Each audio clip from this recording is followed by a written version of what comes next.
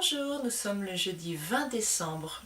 L'hiver approche à grands pas puisque nous rentrons en hiver ce samedi, c'est-à-dire à partir du jour où vous pouvez voir cette vidéo. Il y aura une vidéo donc aujourd'hui samedi pour vous quand vous regardez, mais il y en aura peut-être pas la semaine prochaine, samedi prochain. Je n'ai pas de certitude sur mes disponibilités et ma capacité d'en faire une dans les temps. Il y en aura une par contre, c'est sûr, le premier samedi de janvier. Je m'organiserai pour que ce soit en continu. Donc samedi prochain, voilà, mystère, suspense. Sinon aussi en préambule, vous voyez derrière moi, le décor a changé. L'envol de l'orchidée est passé en exposition à la médiathèque de Gournay-en-Bray, dans la salle du fond des enfants. Et d'autres toiles sont passées dans la salle principale. Bref, tout ça pour vous dire que là, c'était un tableau en exposition qui est un petit peu plus sombre d'aspect, mais en fait, ça ne reflète pas mon humeur du moment qui est plutôt aujourd'hui pleine d'espoir, étrangement, dans cette période un peu compliquée. Alors, aujourd'hui, je voudrais vous parler des principes. J'ai eu la joie d'avoir ma fille à la maison quelque temps et elle m'a merveilleusement aidée à redécouvrir ce que c'était cette notion de principe. Je vois que je suis très très blanche sur la caméra, mais c'est compliqué au niveau de l'éclairage parce qu'il y a un soleil qui est très fort dehors, enfin très fort, il y en a peu, mais il y a quand même un ray de lumière qui est très fort. Quand il disparaît, c'est très peu lumineux et je ne sais pas trop où me placer et comment gérer l'éclairage. Bon, on fait au mieux comme d'habitude. J'espère qu'en tout cas c'est supportable pour vous la vue de cette vidéo. Je disais donc que ma fille était venue et que chaque fois qu'elle vient, c'est extrêmement enrichissant. Quel maître! Nos enfants sont nos maîtres et vraiment, elle m'apporte énormément. Et donc, j'ai des choses à vous dire sur la notion de principe. J'ai découvert grâce à elle que tous mes problèmes, alors tout c'est peut-être exagéré, mais qu'une grande partie de mes problèmes relationnels provenaient des principes. C'est-à-dire de quelque chose qui dans ma tête prend un effet de loi et qui dans la réalité ne correspond pas au moment présent. Je vais vous donner un exemple. Elle a utilisé mon dentifrice. C'est même pas vrai en plus, mais c'est un exemple. Elle utilise mon dentifrice. Quel est mon problème ?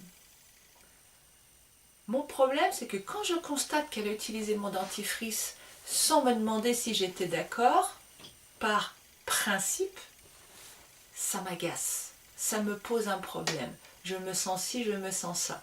Et après, le hamster dans ma tête me raconte des histoires sur le fait que ma fille ne me respecte pas, que je devrais ci, que je devrais ça. Ok. Ça, c'est le principe. Un principe est une source d'empêtement maximal. Pourquoi ? Parce que dans la réalité, si je regarde vraiment, elle a pris mon dentifrice. Est-ce que ça me pose un problème ? Le fait qu'elle l'ait utilisé ? Non. Si elle me l'avait demandé, je lui aurais dit oui, bien sûr, utilise mon dentifrice, il n'y a aucun problème. Donc ce n'est pas le fait qu'elle utilise ou non mon dentifrice qui est un problème. C'est la loi en moi qui a décidé qu'elle devait au préalable m'en demander l'autorisation. Si je lâche ce principe, le résultat est le même. Elle a utilisé mon dentifrice. Je suis d'accord avec ça qu'elle utilise mon dentifrice. Au fin de compte, au bout du truc, je suis d'accord. Donc, la seule chose qui revêt une existence de problème, c'est cette loi que j'ai en moi, qu'elle devrait, dans un absolu égotique, elle devrait me demander l'autorisation. Quand je garde cette loi en moi, ce principe, je passe un sale quart d'heure parce qu'elle ne me l'a pas demandé. Et je vais lui faire passer un sale quart d'heure parce qu'elle ne me l'a pas demandé. Il y a une différence, et on revient au lâcher-prise, laisser-faire, entre lui dire « j'aimerais que tu me demandes avant d'utiliser mon dentifrice » l'informer de la chose, et le fait de me mettre en colère moi, parce que c'est à moi que je fais du mal. Je ne sais pas si je vous l'ai déjà dit, mais quand on se met en colère, quand on a un sentiment négatif, on sécrète une hormone qui s'appelle le cortisol, j'espère que je ne me trompe pas, c'est de mémoire,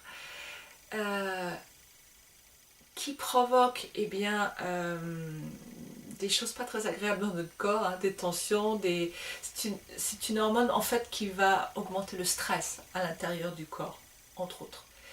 Et ce cortisol, pour 1 minute de colère, il faut 15 minutes de calme pour arriver à faire disparaître ces effets négatifs sur notre corps.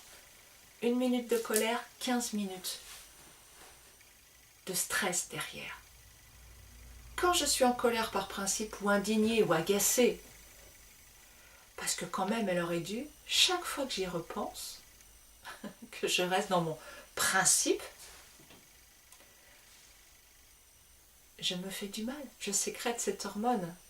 Et il me faudra, donc si pendant 10 minutes je me dis quand même, ouais mais quand même c'est pas normal, gna gna gna gna gna gna, évidemment avec mon gueux qui derrière va m'envoyer des images, des histoires et renforcer cette vision négative de la chose, je me fais du mal.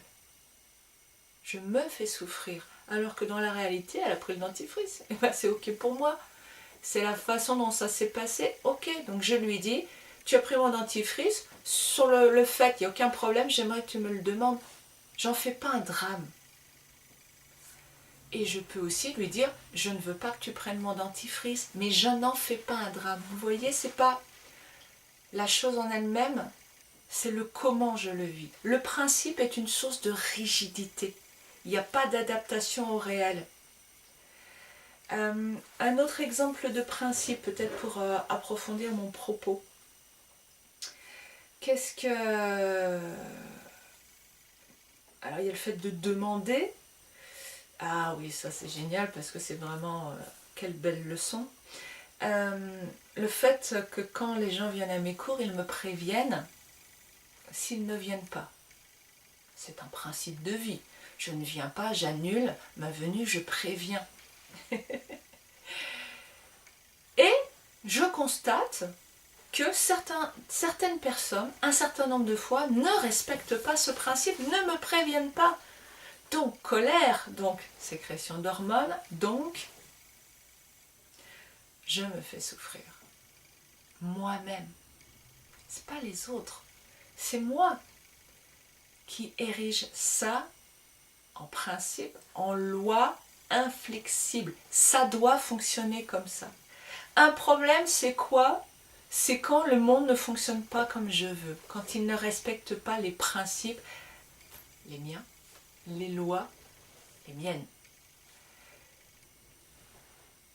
Un problème, c'est donc quand ça ne va pas comme mon ego l'a décidé. Et j'ai réalisé, ça a été extrêmement apprenant pour moi, c'est là où ça a commencé à basculer. Les gens ne me préviennent pas toujours quand ils ne viennent pas. Ok? Donc, voyez le donc, ça c'est une création de l'ego. Donc ça veut dire que création de l'ego pour essayer de trouver un sens, mais en fait ce sens est faussé par le gueux qui va aller dans une voie négative. Donc ça veut dire qu'ils ne me respectent pas. Donc ça veut dire qu'ils ne me reconnaissent pas. Donc ça veut dire que je n'ai pas d'importance à leurs yeux, etc.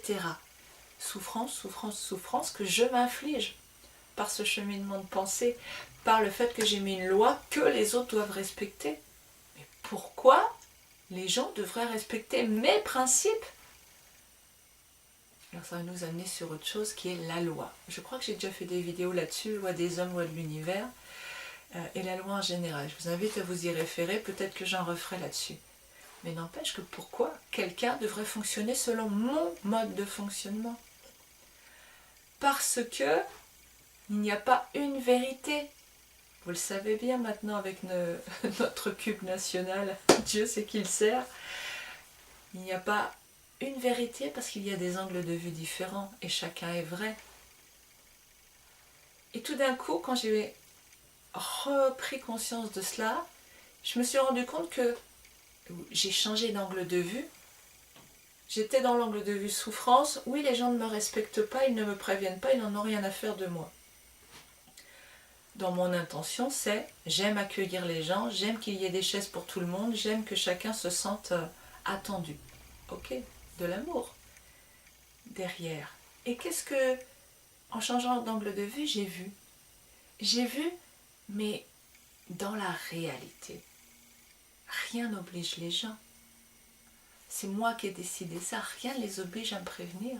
Quand ils me préviennent 10 minutes avant ou vraiment au dernier moment, ils me préviennent. Qu'est-ce que c'est gentil de leur part. Ils ont oublié avant, leur mental les a fait oublier. Bon, ben c'est normal l'inconscience. Qu'ils me préviennent est exceptionnel en réalité. Et qu'ils ne me préviennent pas est plutôt la norme, puisque leur inconscient, leur gueule leur met des voiles d'oubli. On ne prévient pas Sandrine, on ne va pas au cours, on est dans une forme d'inconscience qui est normale. Je ne suis pas la personne la plus importante du monde. Mon ego croit que si. Mon ego croit que le monde tourne autour de moi, comme tous les égos. Donc, j'aimerais que, effectivement, ça gravite autour de moi. Et je ne suis pas contente quand ça n'est pas le cas. Mon ego n'est pas content. Mais en changeant d'angle de vue, je retrouve de la paix et je prends conscience qu'en fait, ces principes, ce sont eux qui m'amènent à souffrir dans la vie parce qu'ils font de mon angle de vue la loi. Les gens devraient respecter les pelouses et ne pas marcher dessus ou piétiner dessus et détruire ce que je trouve beau. Mais oui, mais les gens ont aussi le droit de marcher, de se sentir libre, de marcher sur une pelouse. Il n'y a pas mort d'homme quand on marche sur une pelouse. Et si je la piétine et si j'en fais une terre nue, eh ben c'est parce que je n'ai pas conscience non plus. C'est moi qui vois de la beauté là et l'autre ne la voit pas. Quand je lâche tous mes principes dans ma vie, j'arrive à une souplesse qui est juste que eh ben, l'autre ne fonctionne pas comme moi. En fait, c'est l'idée, et je crois que c'est ça que j'aimerais vous transmettre, surtout pour cette période de Noël, que il y a toujours de la bienveillance dans le cœur de chacun. Là où on n'en trouve pas, là où on voit de la malveillance, c'est qu'en fait, il y a de l'inconscience. Et ce n'est pas de la malveillance, c'est de l'inconscience. Je me souviens d'une amie qui me disait, je ne comprends pas les gens qui ne présentent pas la poignée de poubelle aux éboueurs, c'est quand même pas un gros effort et ça donne tellement, ça facilite tellement le travail des éboueurs de tourner la poubelle pour qu'ils puissent prendre la poignée directe. Quand même les gens sont égoïstes. Et ça m'a beaucoup interpellée parce que, et merci pour cette remarque, je faisais partie de ces gens égoïstes. Et j'ai réalisé qu'il n'y avait pas en moi un soupçon de malveillance, c'est juste que je n'y avais absolument pas pensé que ce petit geste pourrait aider les éboueurs. Depuis, je m'y emploie à chaque fois, j'y pense. Mais c'était juste de l'inconscience. Et quand on arrête de juger les gens d'après nos principes, d'après nos vérités, d'après nos lois intérieures, celles que l'on a acquises par le conditionnement, par l'éducation, par la société, et qu'on revient juste à de la bienveillance de l'autre fait comme ça parce qu'il ne peut pas faire autrement. C'est ça la réalité. S'il pouvait faire autrement, il ferait autrement. Il en est là dans son développement de sa conscience. Et quand je lâche mes lois et que je reviens juste à ça, cette constatation, il fait comme ça, parce qu'il est au max, il est au mieux. Ça ne change pas les autres. Mais ça change moi, mon bonheur intérieur. Je ne sécrète plus de cortisol. Et je suis bien, parce que je peux vivre avec les autres en les acceptant à leur stade de développement. Un enfant est un enfant, il n'est pas un adulte. Il ne peut pas marcher aussi vite qu'un adulte. Je peux accepter ça, c'est un enfant. Je peux accepter que quelqu'un en soit craché par terre à mettre bon bref, tout autour de lui, parce qu'il en est là et que ça part de quelque chose de bienveillant quand cette personne crache autour de lui, il se nettoie. C'est pas de la malveillance, c'est pas une attaque contre moi, etc., etc. La façon de vivre des autres n'est pas une attaque contre moi. Jamais, jamais. C'est juste l'expression de ce qu'ils sont. Voilà. Je ne suis pas sûre que ça ait répondu complètement au principe. Mais en tout cas, c'est ce qui sort pour l'instant. Je vous souhaite un très joyeux Noël, des belles fêtes de fin d'année. Et puis, je vous dis à très bientôt. Je crois que je vais tourner la deuxième vidéo dans la foulée. Comme ça, peut-être vous l'aurez tout de suite pour la semaine prochaine. C'est pas clair, mais c'est pas grave. On se comprend. Joyeux Noël, à bientôt. Au revoir.